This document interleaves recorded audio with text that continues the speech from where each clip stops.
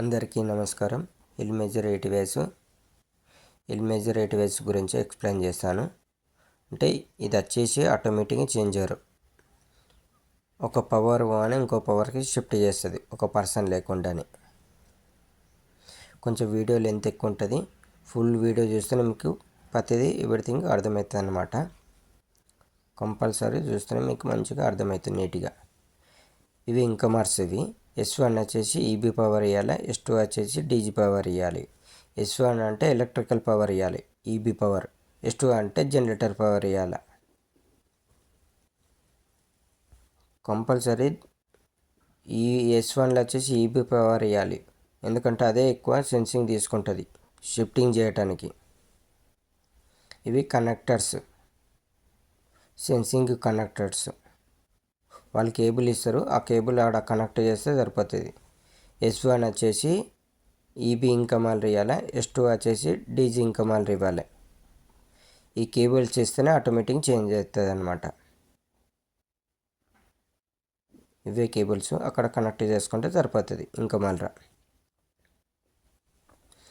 Indications. ఇవి indication connector. ఇవి మనం ప్రత్యేకంగా వైరింగ్ లాక్కోవాలి అవసరం లేదు, ఇక్కడ కనెక్ట్ చేసుకుంటే సరిపోతాయి. ఇండికేషన్స్కు 3 ఇండికేషన్ ఇచ్చారు.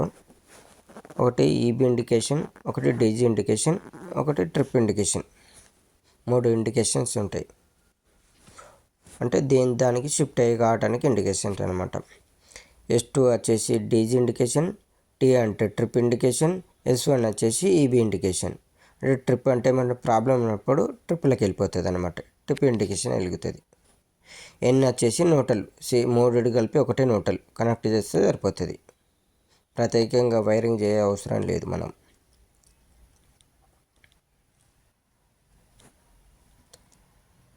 Out goings. ఇవి లోడ్ పాయింట్. ఇవి మనం ఇంటర్చేంజ్ చేయ అవసరం లేదు, మ్యాండేట్గా ఇక్కడనే ఉండాలి లోడు. మనం ఇవి తీసుకుపోయి కిందికి కలపడం అట్లాంటివి చేయకూడదు, పైన యూజ్ చేసుకోవాలి లోడు. ఇంకమర్ అనమాట, లోడ్ ఇంకమర్. అది మనకి జనరేటర్కి సంబంధించిన కనెక్టర్ సెన్సింగ్వి ఇచ్చాడు. ఈ సెన్సింగ్ యూజ్ చేసుకుంటే సరిపోతుంది. అంటే power on automatic sensing use చేసుకోవచ్చు. అంటే ఇది ఆటోమేటిక్ చేంజ్ చేస్తుంది అనమాట.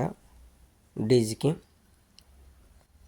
మనం కనెక్ట్ చేసుకుంటే సరిపోతుంది, లేదంటే అవసరం లేదంటే మనము సపరేట్గా వైరింగ్ చేసుకోవాల్సి వస్తుంది. ఒకటి కామన్ NO/NC పాయింట్ ఇచ్చాడు. మనం సెన్సింగ్ తీసుకొస్తే లేస్తే సరిపోతుంది. Automatic power on automatic generator run చేస్తుంది, ఆటోమేటిక్ జనరేటర్ కటప్ చేస్తుంది ఈ మోటార్తోనే. పైన వచ్చేసి ఇండికేషన్స్, మాన్యువల్ హ్యాండిల్. అంటే మనకి మన మోటార్ ప్రాబ్లం ఉన్నప్పుడు హ్యాండిల్ ఆపరేటింగ్ చేసుకోవచ్చు.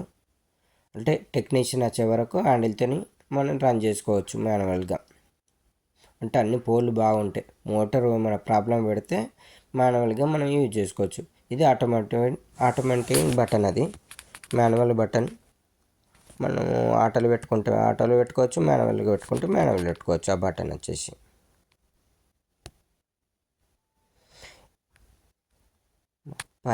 పైన వచ్చేసి మీకు అవి పాయింట్స్ అవపడతాయి.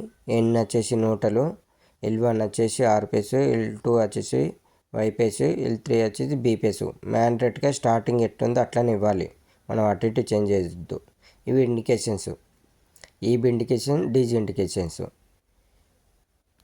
మనం పవర్ రాగానే కింద చూపెడుతుంది, షిఫ్ట్ కాగానే పైన చూపెడుతుంది లోడ్ ఇండికేషన్. ఇది ఆటోమేటిక్ బటన్. అది ఆటోలో పెట్టుకోవచ్చు, మాన్యువల్లో పెట్టుకోవచ్చు. మనం ఎట్లా కావాలంటే అలా యూజ్ చేసుకోవచ్చు. మాన్యువల్ పెట్టుకున్నప్పుడు ఆటోమేటిక్ రన్ కాదు, గుర్తుపెట్టుకోండి. ఆటోలు పెడితేనే ఆటోమేటిక్గా రన్ అవుతుంది. మాన్యువల్ పెట్టుకుంటే హ్యాండిల్ పెట్టుకొని ఆపరేటింగ్ చేసుకోవాలి. మీరు మర్చిపోయి మాన్యువల్ పెట్టుకొని ఆటోమేటిక్ చేంజ్ కావట్లేదని అనుకున్నారు, అది ఒకసారి చెక్ చేసుకొని పెట్టుకోవాలి కంపల్సరీ. అంటే పర్సన్ లేకుంటే ఆటోమేటిక్గా రన్ అవుతుంది అన్నమాట. ఆటోలో పెట్టుకుంటే, మాన్యువల్ పెట్టుకుంటే మనం హ్యాండిల్తోనే ఆపరేట్ చేసుకోవాలి.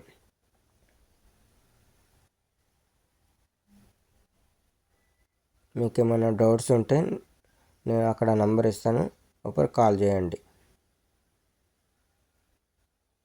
వీడియో నచ్చినట్లయితే లైక్ చేయండి, షేర్ చేయండి, ఫాలో చేయండి.